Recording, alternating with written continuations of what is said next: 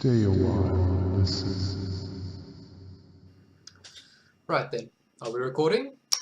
Ladies and gentlemen, welcome to Poet Reads. I am your poet Chen, and this will be a poetry reading video. Now before we get started, just a few shoutouts. Thank you to Kane for coming to my channel from DeviantArt. Thank you to Timberwolf for always commenting on every video. Thank you to Sakurai for helping me with my titles and for reviewing all of my work. Thank you to Zoe, you should know why.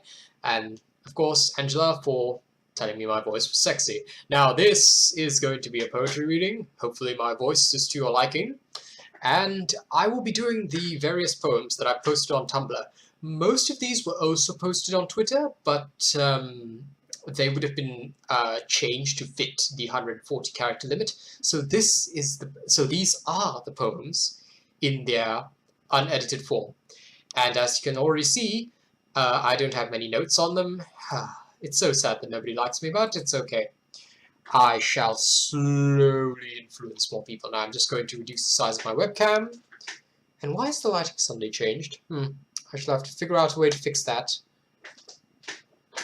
Is it not getting fixed? My god. Ah, there we go. Okay, lighting's slightly better now. Slightly improved. Most excellent. Okay, so we shall get started. Yes, that is my A Poet Plays. If you haven't checked it out, you really should. So I'm going to just read them scrolling up. And the first poem is called The Line of Limitations. It reads like this. A clever man will know his limit and his worth, but a king will exceed them both. This poem is short, but what it was intended to tell you was that there are always people who in society they'll say, you know, a clever man should know his limit and his worth. So they're telling you that there is a limit. But the difference between a man and a king is that a king believes he has no limit. He goes beyond that. And that is why he is a leader. Alright, so the next one. And why is there a line break? I really should fix that. No wonder nobody likes my poetry. Okay. Those who say a sharp tongue is not indicative of a keen mind have clearly never fenced with rapier wit. Now, this was actually from a tweet I saw in my feed that said a sharp tongue is not indicative of a keen mind. But really, if they have a sharp tongue, well, it depends on what you consider sharp. Perhaps hurling insults, a random stream of curses, that wouldn't be sharp, but if they have insulted you in a very poetic manner, or even in a clever manner, where you didn't even realize they were insulting you, that is rapier wit. And that is why I say a sharp tongue is indicative of a keen mind under the right circumstances. Right then, next up on the list, the book by its cover. Oh, and the previous one was called To the Tune of Tongues. I started giving these little things artsy titles because I thought they were very nice. But the earlier ones didn't have them. Maybe I should stop using them because the earlier ones did better. But never mind, that's alright. The earth is a place full of judgment, so make sure you're in a position to do the judging. This is called The Book by Its Cover. And again, it comes from a very basic principle in our lives. Everyone is judging you. Everyone judges the book by its cover, no matter who you are. You might say, you do not judge a book by its cover, but you do. The moment you see someone, you're judging them. You're judging me right now. You're deciding how much I'm worth, whether I'm worth spending time on. And that is why it is so important in our life to be in the position of the judge, not the judged. I have faced so many obstacles because I'm in the position of the judged. And that is why I feel strongly that you must go for that judging position. You must advance towards it. You cannot hold back. Right. Next on the list. I would rather be honest than to be ideal. The meaning of this is very simple. When a person looks at you, when a person thinks about you, they are projecting an ideal image onto you.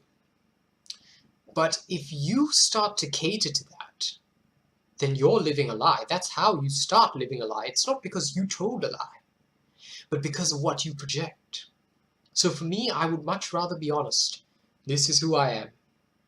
I'm the guy that talks in an overly dramatic voice.